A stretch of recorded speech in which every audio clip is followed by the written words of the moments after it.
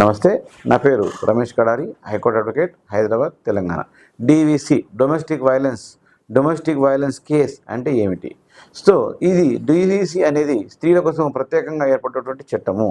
ఈ యొక్క స్త్రీల కోసం ప్రత్యేకంగా చట్టం అంటే మామూలుగా భార్య భర్త పైన పెట్టే చట్టం మన కేసు మాత్రమే డొమెస్టిక్ వైలెన్స్ అంటుంటారు చాలామంది. కానీ కాదు, స్త్రీలు అనగా మన యొక్క పురుషుల పైన లేదా ఆ యొక్క కుటుంబం పైన ఎవరిపైన పెట్టచ్చు. అంటే సో ఎగ్జాంపుల్, మనకు వైఫ్ అయినట్టయితే భర్త పైన లేదా అత్తమామల పైన పెట్టవచ్చు.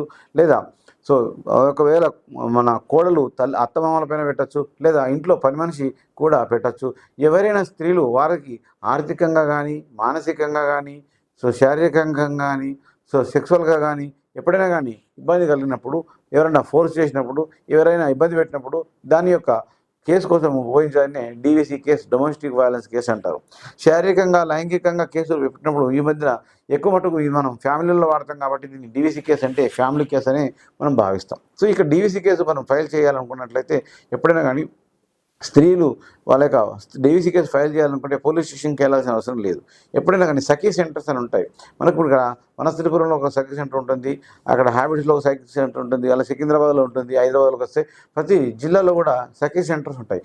సఖీ సెంటర్కు మీరు ఒక కాల్ చేస్తే 112 అనే నెంబర్కు కాల్ చేసినట్లయితే మీకు ఈ యొక్క సఖీ సెంటర్స్ వాళ్ళు మీకు కాంటాక్ట్ అవుతారు. ఒకవేళ మీరు వెళ్ళని పరిస్థితిలో వస్తే వాళ్ళే ఇంటికి వచ్చి కూడా మిమ్మల్ని తీసుకెళ్ళి ఆ కేసు ఫైల్ చేస్తారు.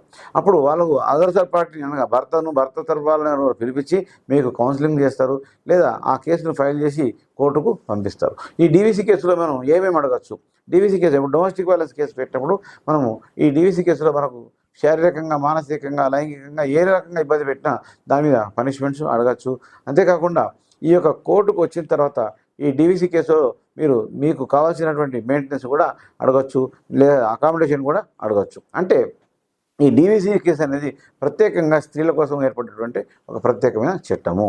ఈ డీవీసీ కేసులో చాలామందికి స్త్రీలకు చాలా మట్టుకు లాభం జరుగుతుంది. అందుకనే ఈ డీవీసీ కేసులన్నీ చాలామంది లేడీస్ ఎప్పుడైతే వాళ్ళు గురవుతున్నారో, అంటే హింసకు గురవుతున్నారో, ఆ హింసకు గురైన వాళ్ళని మాత్రం ఈ యొక్క డీవీసీ కేసులు ఎక్కువగా వేస్తున్నారు. సో ఈ డీవీసీ కేసులు ఫలితాలు అనేవి కూడా చక్కగా కంపల్సరీ వస్తుంటాయి. సో ఈ కేసులో రెగ్యులర్గా మనం ఒక ఫాలో అప్ చేయడం అనేది మీ యొక్క పెట్టుకున్న అడ్వకేట్ మాత్రం పర్ఫెక్ట్గా ఫాలో అయ్యేటట్టు చూసుకోండి. అందుకని ఈ డీవీసీ కేసులో పిల్లల యొక్క మెయింటెనెన్స్ కూడా మనం అడగచ్చు, ఈ డీవీసీ ద్వారానే అడగచ్చు.